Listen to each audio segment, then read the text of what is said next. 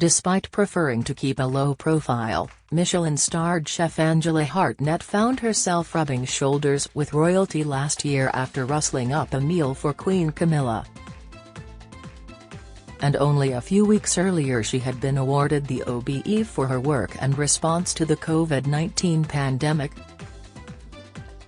Describing the last year as the pinnacle of her career, the 55-year-old says she finds it difficult to believe how far she's come since she got her big break when she began working for Gordon Ramsay.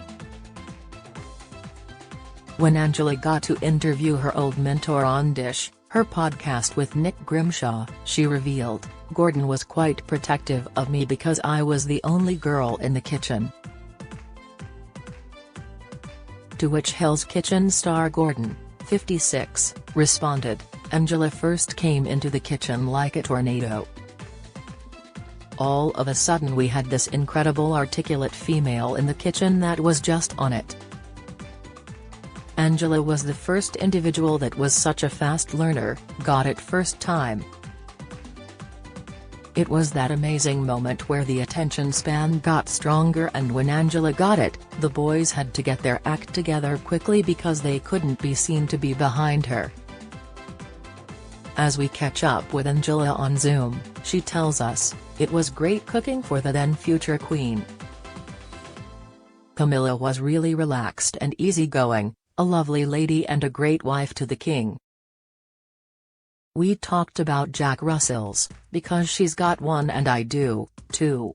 When mine, Betty, went missing last year, Camilla was asking everyone whether she had been found, and she's met Betty now." Asked what a meal fit for a queen would consist of, she reveals, "Anything and everything. She was like every other guest I've ever cooked for, whatever is made for her, she'll eat. I think when you get to a certain age, without being rude, of course, and you're as busy as she is with so many engagements, you'll eat whatever is simple and easy." The chef admits that old-fashioned, hearty food is her own standby and always goes down well with her dinner guests. Angela's grandmother, who moved from Bardi in Italy to Wales, without speaking the language, after the First World War, first introduced her to cookery, and a passion for pasta has never left her. "My go-to dish for any dinner guest is a really spicy tomato sauce with some spaghetti or a roast chicken," she says. "My signature dishes are things we find comforting. I like cooking chicken schnitzel with a Milanese pasta sauce. That to me is everything you could want to eat." Comfort food is also what inspired Angela to develop Cook 19 during lockdown, delivering free, home-cooked, restaurant-quality meals to NHS staff, and also won her a place in the 2022 New Year's Honours list. She sought to prioritize medical staff who were putting in long shifts in terrible circumstances and unable to find food in supermarkets when they finish, Angela told her Instagram followers at the time. "For them, we drop meals that can be put together in less than 30 minutes and dropped with no contact to their home with isolating family members, or on their days off." The same year she and fellow celebrity chef Tom Kerridge also called for the creation of a parliamentary minister for hospitality. She describes being included in the honours list as one of the proudest moments of her career. "It was really incredible to receive an OBE, an absolute honour," she says. "It was really lovely to receive it, but it's as much about those other people that helped out during the pandemic. We all helped together, but it felt great to be recognised." Angela lives in East London with her husband and fellow chef Neil Borthwick, 41, whom she met when they both worked at the Connaught in Mayfair. And she's now forged another great partnership with former BBC Radio 1 DJ Nick, 39, when they teamed up last year to create the foodie podcast Dish. The unlikely duo were brought together by a mutual love of fine food, full-bodied wine and good company, and have just returned with a fourth series.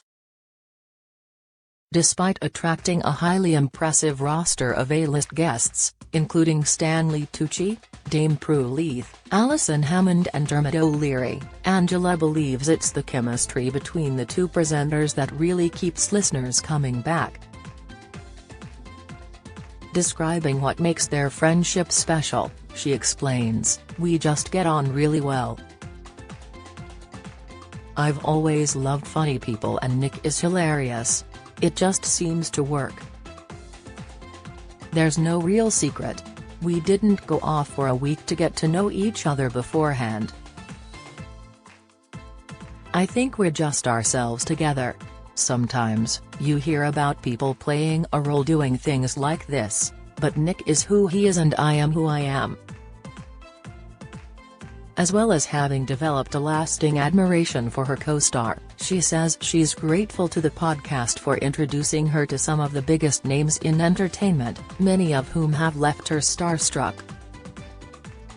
"We've had some incredible guests," she recalls. "There are definitely some that I've come away from thinking, oh, my God, they were amazing.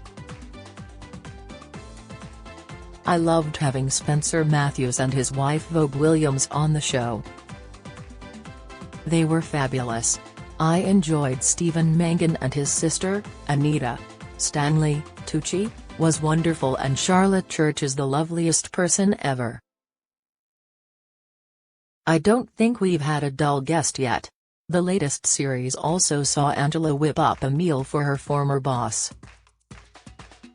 She has often been described as one of the last of Gordon Ramsay's original stable of high-flying pupils, having first worked at his Chelsea restaurant, Aubergine, in 1999. But having cooked for royalty last year, she insists she refused to let herself be rattled by his sometimes candid critiques. "He's great, so chatty, very charming," she says. "He's got a great presence." She has previously said that Gordon taught her everything she needed to know about heading up a kitchen, particularly when it comes to directness between chefs. When Gordon would scream and shout, and he wasn't the only one, it sort of became like water off a duck's back, she said earlier this year. "It's a pressured environment. There's loads to do and if you don't do it people don't get their lunch. I like that we've moved away from what it was, but there has to be someone driving the kitchen." So where will her career take her next? She admits to a reluctance about the possibility of becoming a more high-profile television personality, even though she has made appearances on the likes of Hell's Kitchen and Saturday Kitchen. "I don't think I'd ever want to present a TV show," she confesses. "Nick and I have spoken about doing a traveling food show in the past but there are no official plans as of yet. I definitely want to do it with someone. I couldn't present a show on my own." Angela is also adamant that not even the hefty paychecks that accompany a Strictly Come Dancing stint or 3 weeks in the I'm a Celebrity, Get Me Out of Here jungle would be enough to tempt her to join those shows. She believes her award-winning restaurants, Murano in Mayfair, Café Murano in St. James's and Covent Garden and Cucina Angelina in Courchevel in France, she is chef patron of all of them, would probably suffer without her leadership. "I get asked every year," she says. "But I think with both of those shows, you have to give up such a huge chunk of your year. Like Strictly, in particular, is starting now and then if you're in it until the end, it's months and months. If you've got a normal, full-time job you just can't do that. And when it comes to life down under," she insists, "I think I would get on really well with my other campmates, but I'm a very practical person, so there's a chance I'd get frustrated there. I just don't want to be seen going to the toilet, or showering." The fourth series of Dish, a podcast from Waitrose and Partners, is available on all podcast providers now. Follow Mirror Celebs on Snapchat. Instagram, Twitter, Facebook, YouTube and Threads. Do you have a story to sell? Get in touch with us at webcelebs@trinitymirror.com or call us direct 0207 29 33 033.